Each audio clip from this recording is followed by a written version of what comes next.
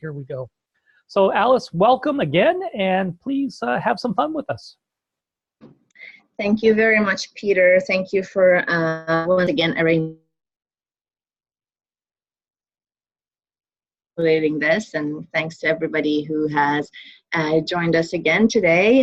Hopefully some of you had the opportunity to participate in part one, and without wasting much more time, I'm just gonna jump into continuing the presentation. Let's see. Peter, I'm gonna go ahead and share my screen.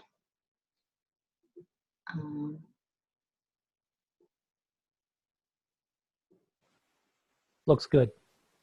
Perfect. And there we go. So as Peter mentioned, I've been here in the PR department for the past 5 years in this position as of September of 2018. And titles really don't matter, but I think I'm officially called the Territorial Manager for Volunteer Services. I've shared this presentation with Peter, and I'm sure he's going to be. Some of you were not able to participate in part one. I'm just going to spend a couple of minutes and do a really brief summary of what we discussed, but I've tried to include as much notes and details in the PowerPoint presentation that will be shared with you later, so you can always go back and in your own pace and peace and quiet read through the material again if you would like to. So basically, part one of this presentation was about us going through different generations, because we do know that volunteers of all ages can support the work of the Army. And the main objective with last week's presentation as well as today is for us to learn more about how we can recruit and engage different age groups and what the differences are. So let's just get started.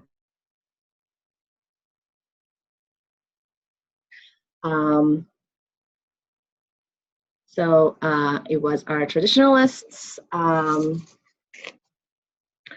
that are anywhere between the ages of 74 and 94, and in each slide that you will see some values and traits, defining legacy and points of caution, and some defining moments in their lives.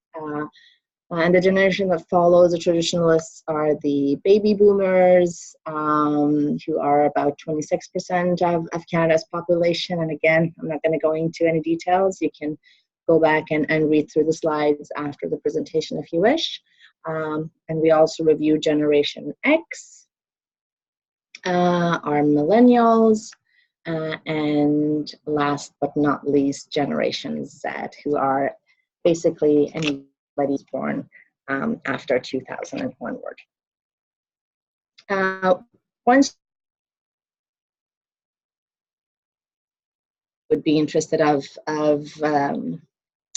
sharing with your team, staff, or volunteers, I just put in, after the summary slide, a little workshop slide if you would like to turn this into a workshop. And if you would wish to do so, you could basically, once had a chance to review the slides with the different generations, break into groups of twos, and then you could kind of try and review what generation do you think you would associate with, and what would be the defining moments of your generation, and maybe even list which TV or toy from your childhood would speak to that generation. And that kind of gives you a fun interactive time where people could actually try and digest some of the information that they've received on the generations, and would also give you some more information on who you have in the crowd, especially if this is something that you will.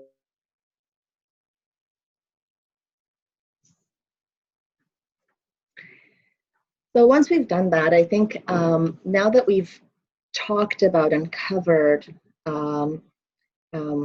about who our volunteers are, I think it's time for us to talk about who we are as volunteers.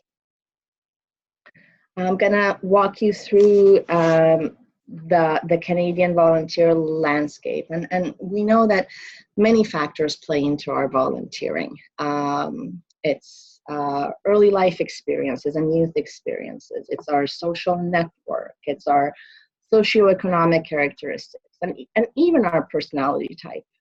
And we know that in Canada, the most recent data tells us that 6 in 10 of Canadians, which is just under 60% of all Canadians, volunteer from the ages of 15 and older. We give an average of 154 hours a year, which sums up to 2 billion hours a year. And that equals 1 million full-time jobs, which is amazing.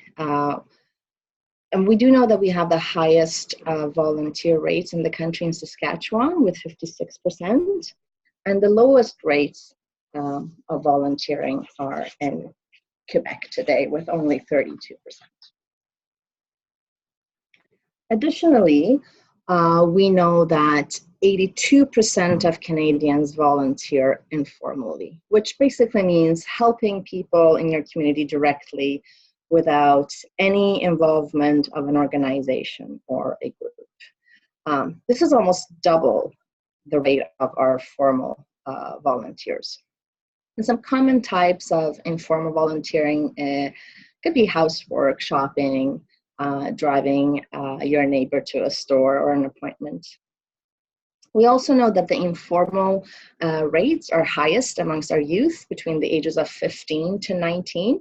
91% of individuals in that age group participate in informal volunteering, and that decreases with age and comes down to almost 50% for the individuals that are 75 years and older.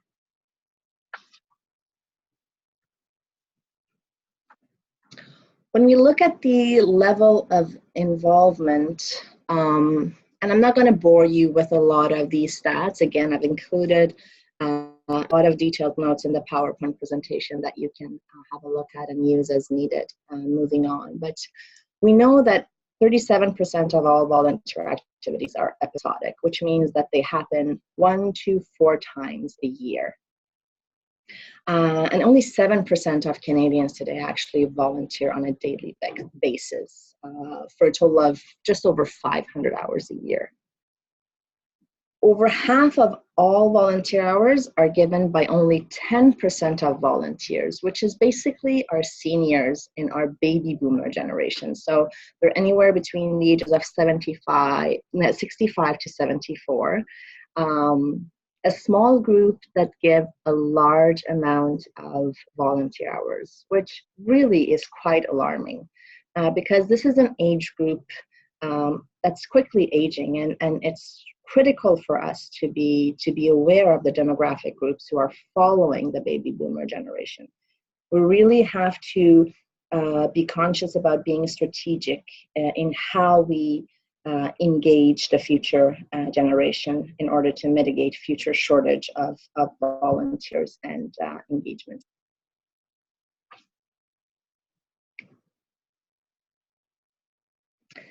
As mentioned previously, we know that our youth have the highest volunteer rate.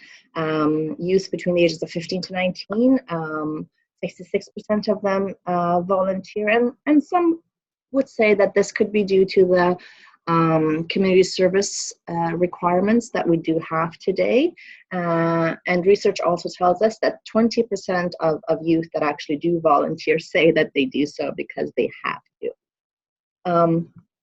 And we can then see that volunteer rates drop through early adulthood and rebounding slightly at ages 35 to 44. And this is also due to individuals in this age group having children and going back to volunteering, whether in school or in after-school programs. 60% of individuals in this age group that actually have children do volunteer, and only 38% that don't have children tend to volunteer. I think this slide is quite interesting. I know in our last session, some of you had some questions about, so how do we actually go about recruiting our volunteers? And research tells us that almost half, so 47% of volunteers actively look for volunteer opportunities, which basically means we don't have to look for them, they look for us.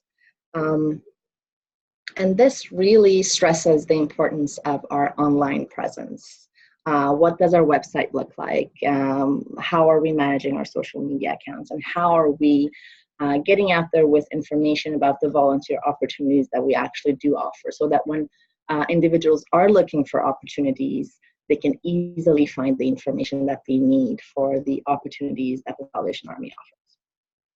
The next most common way that individuals get involved is simply by being asked. And interestingly, only 6% respond to online ads and only 8% to poster or newspaper ads. Yet, we know that 26% of 35-year-olds and under look for positions on the internet. So recruiting youth online is extremely effective.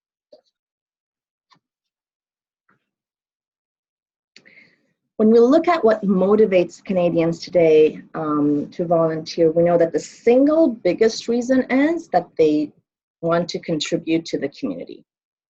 And although 77% of volunteers want to use their skills and experience, only 23% volunteer to improve their job opportunities.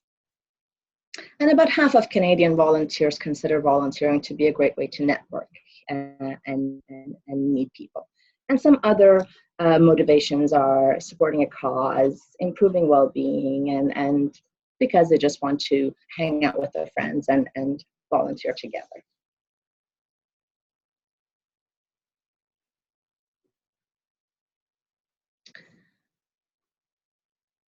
Going back a bit to our different generations, when we look at our traditionalists, we know that they are historically the most generous generation. We also know that donors tend to give between 7 to 10 times more money if they actually get to volunteer with the organization that they're supporting. 28% of this age group, 55 years and older, volunteered. And 64% of this age group tells us that physical inability is a barrier to volunteering. So these people are learning the hard way that they can't do what they used to do. So it's up to us as coordinators to help them find new ways to volunteer. And some volunteer opportunities that this age group really appreciates is when they're given the opportunity to mentor younger volunteers. And we also need to keep in mind that when communicating with them, we need to do it respectfully, and we need to avoid words such as old or senior adults.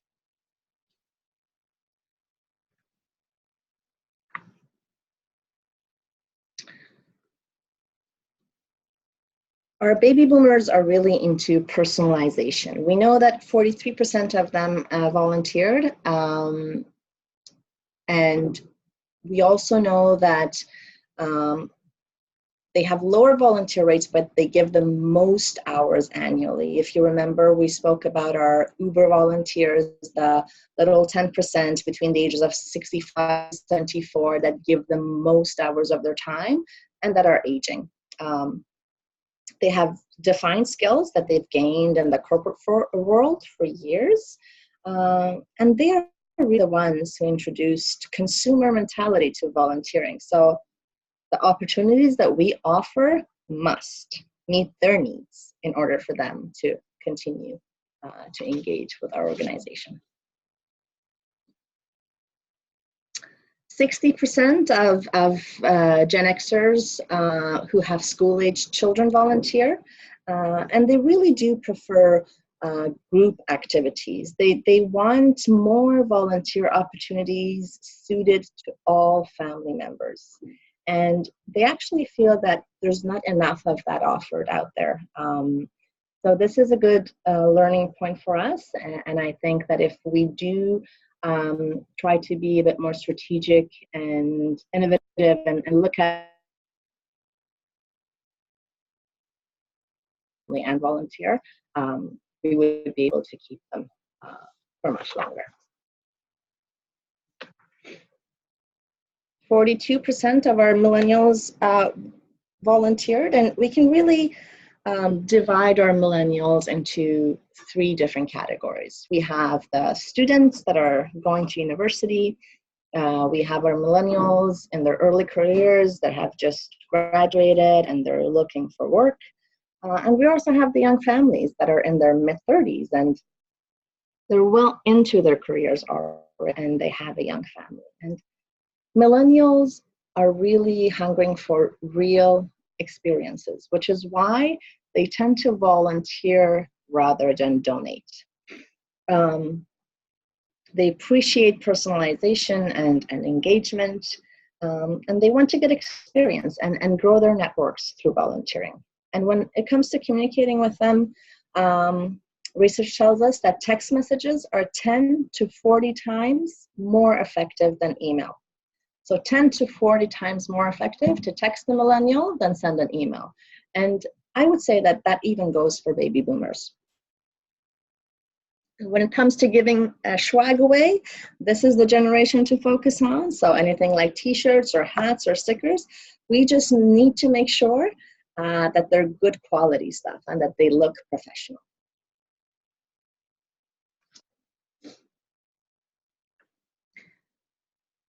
And then we have our Generation Z.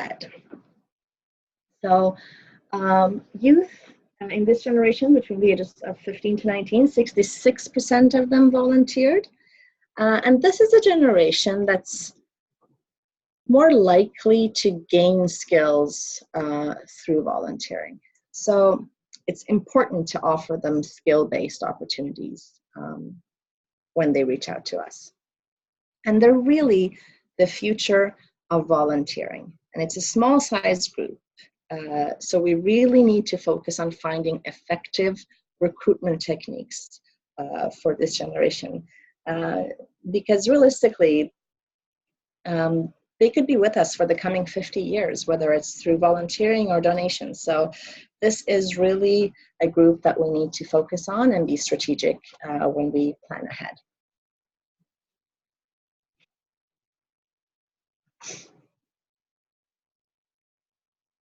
So after looking at the generations and the differences and similarities between them, we do realize that there is a gap. And by gap, I know that there's a big difference in what Canadians are currently looking for in terms of volunteer opportunities and what we and other non-for-profit organizations are actually offering them and how we're engaging them to volunteer. So when we think about how we can go about bridging that gap, I think there are some steps that we need to take in order to do so. I think the first thing that we need to do is truly recognize that individuals are looking for different volunteer experiences as they move through different stages of life. So there cannot be a cookie cutter solution to any of this. We need to really take the time to get to know who our volunteers are and which stage of life they're in order to be able to. We also need to adapt our recruitment and retention programs accordingly. So this is critical in sustaining and growing our pool of volunteers. Over our procedures and processes that are in place and look at how we can streamline and offer the optimal and best volunteer experience we ever can. So when we continue to explore how to bridge the gap, I think we need to look at some key areas and generations. So we need to look at characteristics, interests, and barriers. So what do our volunteers want? and how easy is it for them to find what they want, and how can we as an organization enhance our volunteer base.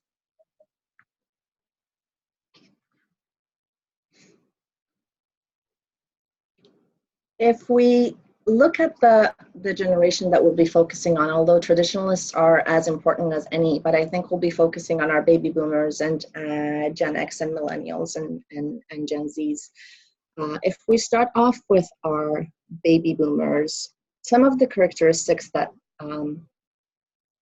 they have is they're a loyal group of people. So if they're treated well, they will stay with you.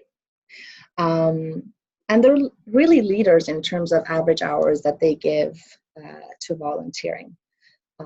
They look for meaningful engagement. So there needs to be a clear purpose in their volunteer activities. And they're looking for flexible schedules in comparison to other groups. Because they do have a lot of different things that they're juggling, whether it's grandchildren and work and aging parents. And they really expect organizations to have effective management of volunteers and staff. Some of the areas of interest for them are activities reinforcing strong sense of social commitment. They enjoy working independently and they want to have a sense of ownership. And they want a chance to act outside of their skill and knowledge base. So if you have a baby boomer that's an accountant and has that as a day-to-day job, then maybe that's not the area that they would like to volunteer in. Some of the barriers are that when they look at small organizations for opportunities, they really do not like the mentality of do it all. And when they move on to bigger organizations, they really don't want to engage in the unwanted tasks that are moved over from staff to volunteers. So they don't like to be seen just as a body. They want to be seen as individuals that bring a lot of skill to the table. When we look at Generation X, again, stressing the fact that they really want to volunteer as families in groups. They have busy schedules with kids and aging parents as well. So volunteering really becomes a family time opportunity for them. They also want to be able to pass on the values to their children. So they want to engage their teens and younger children. To shift the attitudes of entitlement that we might be seeing in some younger generations today.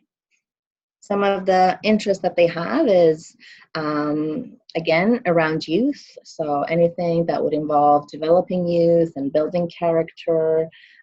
They really focus on casual volunteer opportunities, so one-offs that really allows their family to try a volunteer opportunity and then decide whether this is something that they want to invest more time in.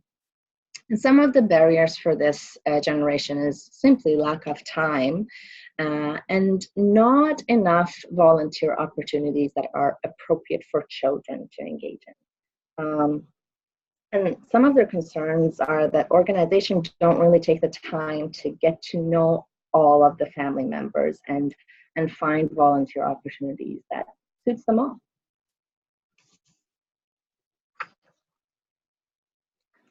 The millennials are really results-oriented, and they're looking for short-term, high-skilled volunteer opportunities. They like to be able to measure their efforts, so impact reports are really important to them, and they really see volunteering as a hobby. So this is an opportunity for them to be away from work. So again, not volunteer opportunities that would focus on the skills that they use on a day-to-day basis. And they like flexible volunteering. So when we talk about volunteering, I don't think we focus enough on remote opportunities, which this generation is really big on. I know that we, as an organization, or in society in general, the idea of even working from home is becoming more and more accepted. And the same goes for volunteer opportunities. So, for example, if you have a web designer who's helping you with your website, to be able to give this individual, especially if they're from the millennial generation, the opportunity to do that off-site is very appealing. So millennials also are interested in opportunities where they can learn new skills, opportunities that are not the same as work, and just meaningful opportunities, not just one-day company or organization events. And some of the barriers for this generation is time consuming to apply for volunteer opportunities. And as you all know, even in our organization, that process can be very tedious and time consuming. So that's something that we need to work on to streamline and simplify that process. And they need defined time frames. So they need to know, this is the opportunity that I'm engaging in. It's only going to take me 1 to 2 hours or 1 to 2 weeks, and then I'm off. So being able to provide them with specific time frames is key as well. And then we have our generation Z. They're very career focused and flexible, and they have lots and lots of new ideas. This is a generation that's really open-minded, and diversity is really something that they've grown up with. They're energetic, they're enthusiastic, and they're tech savvy. So they tend to respond to innovative online communications and recruitment techniques. Sure, this generation is affected by mandated community service hours. So maybe that's something that we can use to our benefit as well. And they're looking for skill development opportunities. This is a generation that really considers themselves as world citizens. So they actually enjoy international volunteer opportunities, and maybe this is something that our emergency and disaster services could tap into as well. They're concerned about environmental issues, and they also need flexible hours because being a teenager today is not easy. You have your schoolwork, you have your social media accounts, you have sports activities, and a lot of issues going on around the world that you need to worry about. So on top of that, finding time to volunteer is something that just adds to their schedule. So that's one of the biggest barriers for them is the lack of time. And the other one is actually not being asked and not feeling that they're needed or valued or respected. This was a big surprise to me when I read through the research, but this is actually the generation that experiences the most age discrimination of all generations. So growing up, I know that you always thought that the older generation was the generation that was sensitive and experienced some age discrimination, but this is actually the generation that feel that nobody looks at them as real people. And when they offer their time to volunteer, they feel that organizations are more feeling as if they're helping them and not vice versa. So that's also something for us to be mindful of. And I'm sorry, I'm plowing through all of this information again. The details are in the PowerPoint presentation. So let's just move on. Again, if this is something that you think that you would be sharing with your staff or other people in your team, this would be a good opportunity to kind of stop the presentation. If you want to do it as a workshop, you could divide your group into different groups focusing on different generations, and then you would do some brainstorming on how would you recruit volunteers of your generation, for example, and how would you engage them and make them want to stay? How would you create a meaningful experience? I think it's important to be creative and take risks, and I think this is a good exercise for you to do as well on your own, reviewing the opportunities that you currently offer in your local area, and try and have some fun with it and take some risks and see if you can brainstorm with your team and be a bit more creative on how you can do this to move forward and create new opportunities.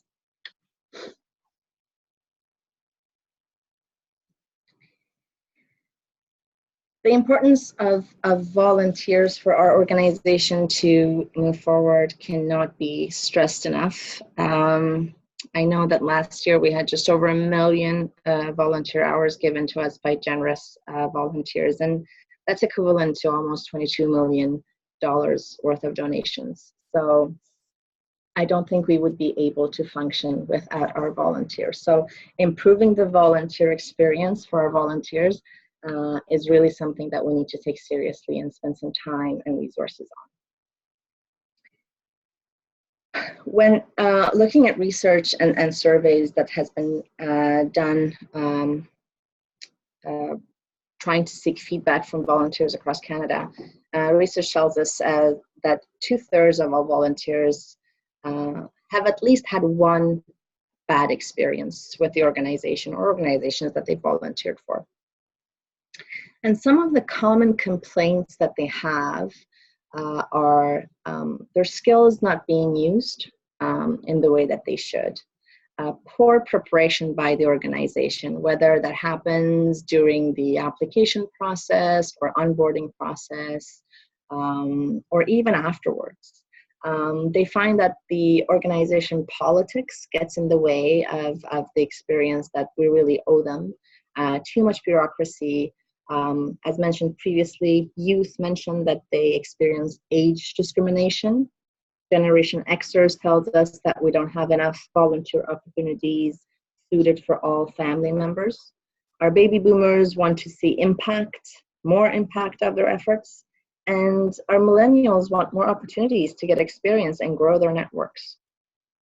And this really goes back to all the previous slides as well, when we've learned more about characteristics and interests and barriers. And this is really something that we can take to heart and try and modify the programs and opportunities that we offer in order to address some of the common complaints that we know that we're hearing from volunteers out there.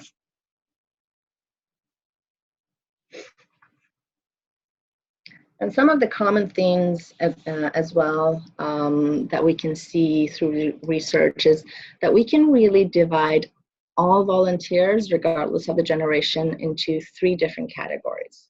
We can look at them as current volunteers, past volunteers, and the ones that we call for never volunteers.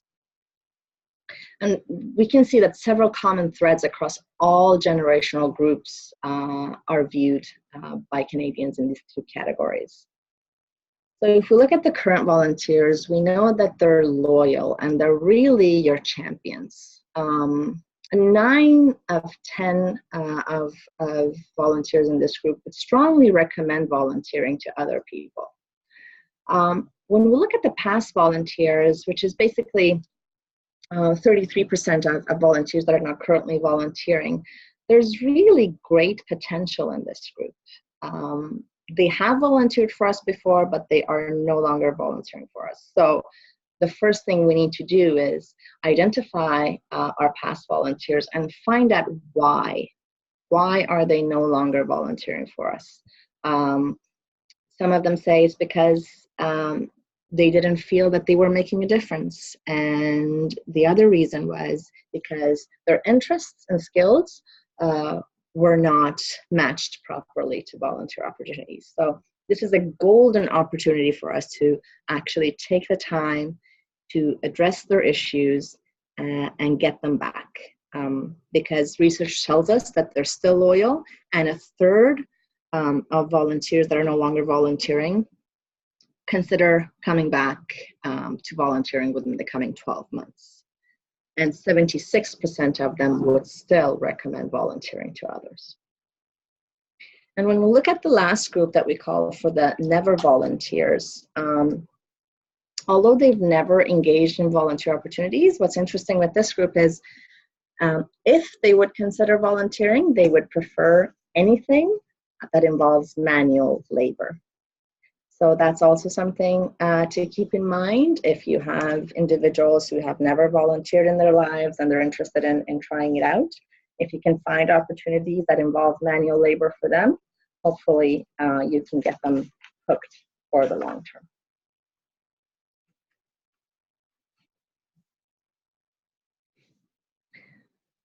So we've learned by now that the characteristics of volunteers today and throughout different stages in life change.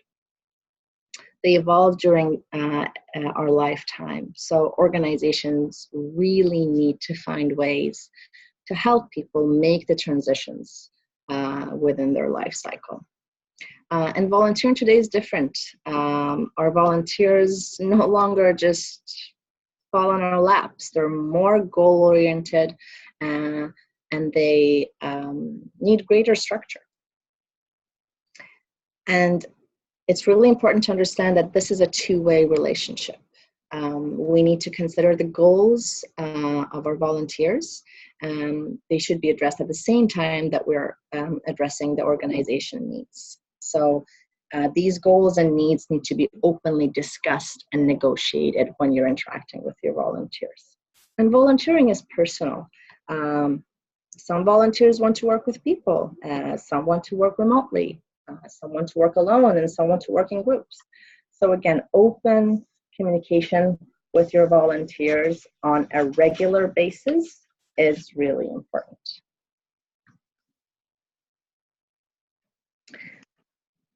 So if we're going to make some last recommendations of where to take this information, I think identifying the gaps is important. We know that some are motivated to volunteer a lot, and some are motivated to volunteer occasionally, and some not at all. And we have also learned that there's a disconnect between volunteers and organizations. So please, if you have the opportunity to interact with your volunteers, take the time to really review what are the opportunities that you're offering them and what are they looking for. Are you really matching them up with opportunities that fit their needs and skills, or are you just seeing them as bodies and filling positions? And even if you've had a volunteer that has started volunteering in a certain position a year, 2 years, 2 months ago, that does not necessarily mean that that position is still the right position for that volunteer. So this needs to be a cycle, an ongoing process where you address these issues. The same way that you would have performance reviews with your employees, you need to kind of include your volunteers in that as well and set personal goals for them. And realize that there are differences in need of different generations, but some of the gaps still cut across all age groups. So we know that volunteers are looking for group opportunities, but few organizations offer it. And they do come with a lot of professional skills, but maybe they don't want to do the same thing as work as they do when they volunteer. They are in need of defined roles and flexibility. And although organizations would love to have them as long-term volunteers, we know that most volunteers are currently looking for short-term volunteers. So if there's any advice I can leave you with is build meaningful relationships with your volunteers. Where are they in their life cycle? What are their goals? And what are their skills? And have those open dialogues. And look over the policies and practices that you have. Look over that you're really offering them a safe working environment. We need to review your onboarding process, your training process, and also the recognition process that you have in place. And be flexible and accommodating with your volunteers. Remember to be sensitive to gender, culture, language, age. Take some time and review your online engagement so that you can provide greater opportunities there. And just develop a customized approach to engagement. And when it comes to rewarding volunteer experience, our volunteers tell us that when they've had opportunities, when the goals have been laid out, they've been able to see the impact of and the value of their volunteering. They have experienced clarity on the what and more flexibility about the where and how and when. And when organizations have engaged their unique skills and talents and gotten to know them, that's when you really know that you will have volunteers that will stay with you for a very, very long time. That was the end of my presentation. I know it was fairly quick, many slides and a lot of information, but I really wanted to leave some time for us to spend if you would have any questions. So Peter, I'm going to hand it over to you to lead us through the question time if anybody wants to raise their hand. All right. Well, as Alice has just shared, that was a lot of information. As she just also said, the PowerPoint will be available when we post the recording, so don't worry. All that data and the data from the first presentation are all available to you. There's a lot of information in there, and you may want to take some time to review that. I'm going to unmute you all, so if there's a lot of background noise, I'll just give you a heads up. I may mute you just because your microphone's picking up a lot. But if there's any questions for Alice, now is the time. I'm just going to, you were all unmuted. So I'll adjust the muting as I hear background noise. Questions for Alice?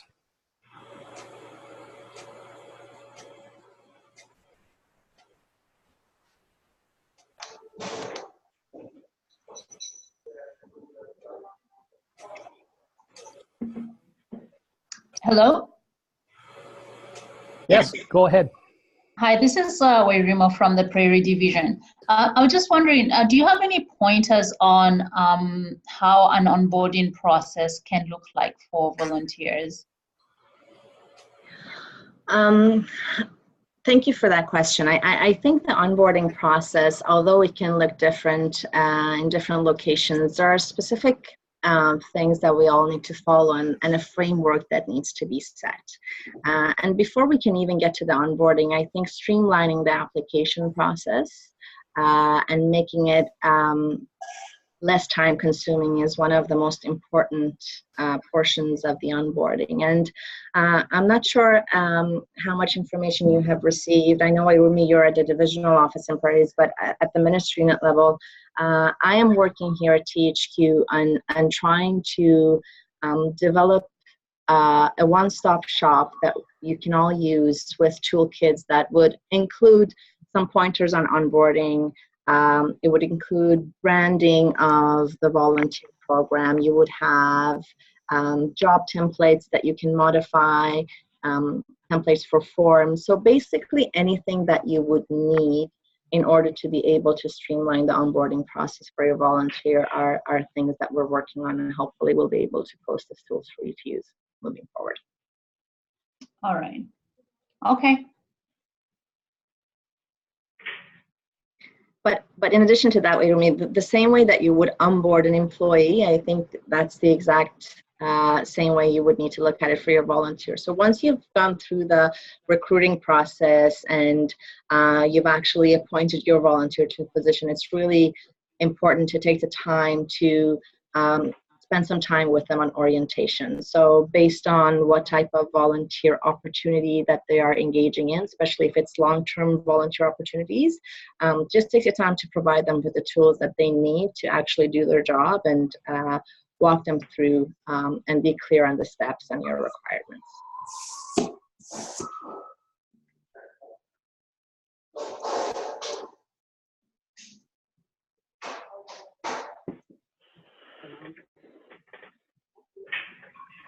Other questions for Alice?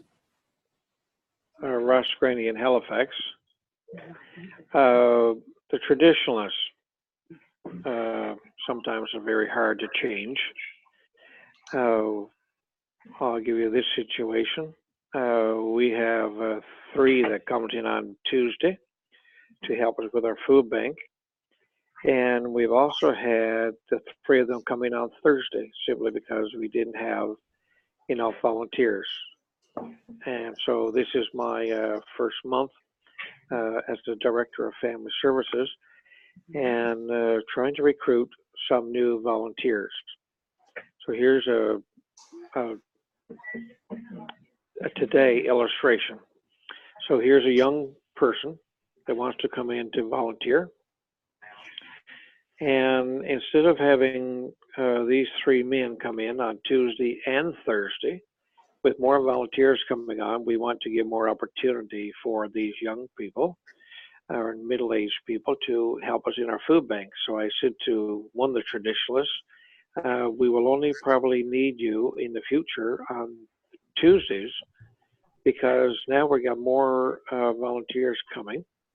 So instead of coming on Tuesday and Thursday, then probably what we would do is we would get you come Tuesday instead of Thursday as well, simply because we got a good problem. We got more volunteers. And it seemed like, well, we've been coming Tuesdays and Thursdays for a number of months and sort of got a little bit upset. So how would you deal with a traditionalist who doesn't want to change? And that's a very good question, and thank you for raising that, because I think that's probably I don't even want to call it a challenge, but that's probably a situation that we are all dealing with when you deal with traditionalists and younger generations. I think it's important for us to know that this is a generation that's really loyal to our organization, and they're a trusting group of people. But they are really reluctant to change. So these are traits that we know that this generation has. Yeah, I'm not sure what happened Saturday afternoon. I'm not sure, Peter, if that's some background noise that you would need to mute. But so because we know that they're reluctant to change, and because we know that they really have a respect for authority and they're disciplined and they really want to have the respect back. I think when you're dealing with trying to reschedule them and you're also trying to find opportunities for the younger generation, because the younger generations are more open to change and flexibility, I would probably try to work around it and find a way for your traditionalists to be able to stick to the set schedule that they are used to, and try and find more flexible opportunities for the young ones. That would be a little bit difficult probably, because if they're taking Tuesdays and Thursdays, we already have people in place for Monday, Wednesday, and Friday for volunteers.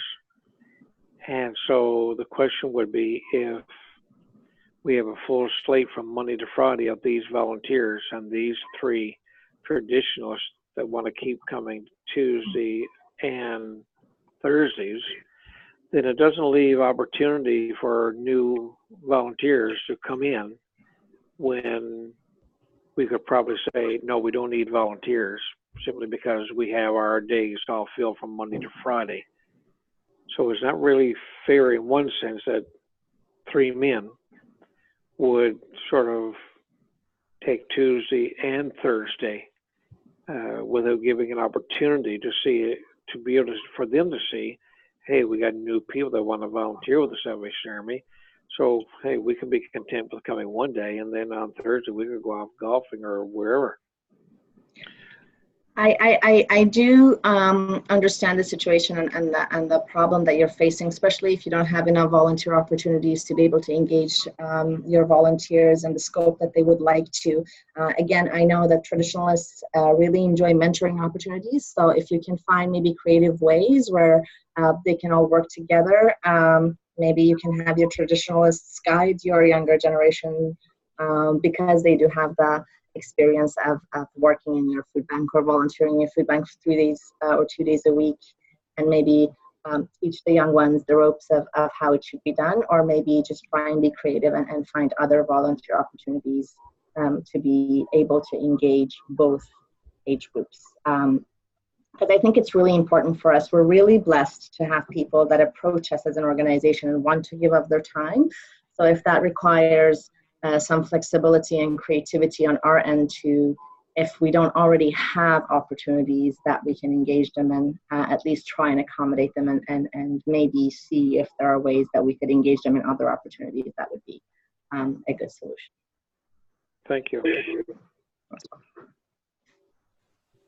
Other questions? Other comments?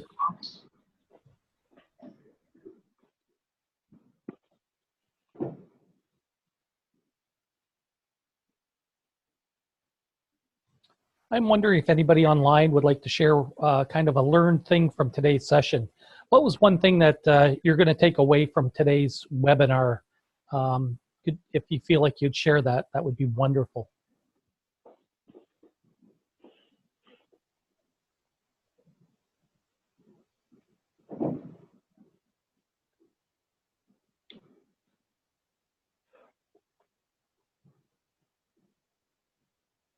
Recruiting youth online is a major way of getting youth instead of just putting up a poster in your family services. Help wanted. Thanks, Be able Ross. to put something on a website that young people are more attracted to. So that's one thing I've learned. That's appreciated. Thank you so much. Anyone else? Don't be shy. Yeah, I think my biggest learning was about Gen X wanting to volunteer as groups and to include, to be included in opportunities that will allow their families, and children and youth to participate as well. So yeah, that was awesome. Thank you. Others, what are you taking away from today? I guess the importance of onboarding process and performance appraisal for our volunteers.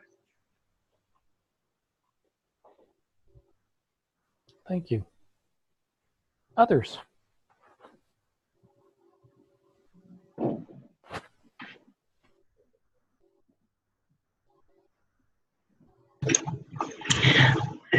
I think the possibility of remote volunteers, like gets really cold here, -40 in the winter, and sometimes it's just phoning we need done, but they could do that from home. Thanks, Val. Val's in Regina if you want to go where it's cold. Yeah. Any other comments? Any other learned points from today's webinar?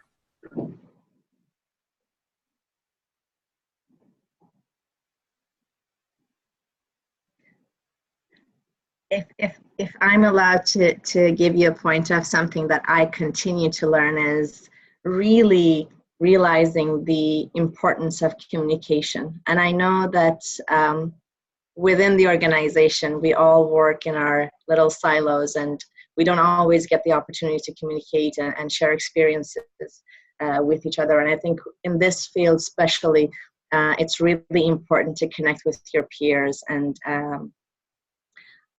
other geographical points of Canada that deal with the same situations that you do. And we just need to continue to learn from each other. Awesome. Well, folks, we're almost there. I want to give you an opportunity for any last comments, questions to Alice.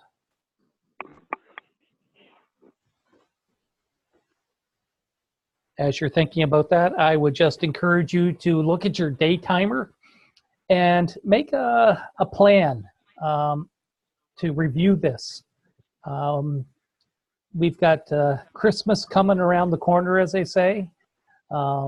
And maybe now's a good time as we're in that season of transition to make a date on your calendar to say, I'm going to spend some time looking at this information that Alice has shared over the last 2 webinars and start to make a plan about what I'm going to do about it. What is the one thing I'm going to take away? There was a time I was at a workshop and the presenter ended his session with these words, so what, now what? And as Alice was talking, I was thinking to myself, so what? What about this volunteering and engagement and retainment? What are we going to do about it? And so the question I have for you as we close is now what? And the best way to do that is look at our calendars and say, I'm going to make a plan. Maybe I'm going to block out 3 hours and I'm going to take some time looking at this, thinking about my community, my family services, my ministry unit, and start to develop a plan about how I'm going to use this information. What is the strategic? Ross shared about just the next generation, and how is he going to engage? Maybe Ross in Halifax there, you can start to look at how you're going to do some media and engage people and texting and through the internet. And one of the things that stood with me, and I'll leave this with you, was that 82% of people informally volunteer. They're volunteering, but it's not formal. They're out there doing something. And I thought there's 82% of people we haven't sort of brought into the barn, so to speak. They're out there volunteering in very small and minor ways. As you think about this presentation, can I encourage you just to start thinking about how am I going to go after those informal folks? There's a real good solid people we're going to have no problem engaging. But there's people out there that we need to look at, develop strategy, and move them from the informal in small ways and maybe coming on board formal. Alice, I'll leave it with you. Is there anything you want to close with? Thank you very much, Peter. I think, as we have discussed previously, if you find that these webinars are useful to you and there are other issues that you would like us to cover, please reach out to Peter and let him know what you're interested in, and I'll be more than happy to work with Peter to continue creating these webinars for you. Well, thank you, folks. We want to let you get back to your regularly scheduled job and programming. Thank you so much, Alice. This has been wonderful. I really appreciate your ministry to us today, encouraging us and hopefully giving us some vision of what could be in volunteer management. Alice can be found at alice_Johansson@can.salvationarmy.org. I imagine she'd love a huge amount of emails from you all. And of course, I'm Peter_Thomas at can.salvationarmy, and you should all know how to get a hold of me. If there's anything I can do, let me know. Lord bless you as you minister in your communities, as we share the love of Jesus Christ, meet human needs, and be that transforming influence in our community. Take care, one and all. Thank you, Alice, again. Lord bless Amen. you all. Take care. Have a good day. Bye-bye, Thank folks. you all. Thank you. Bye.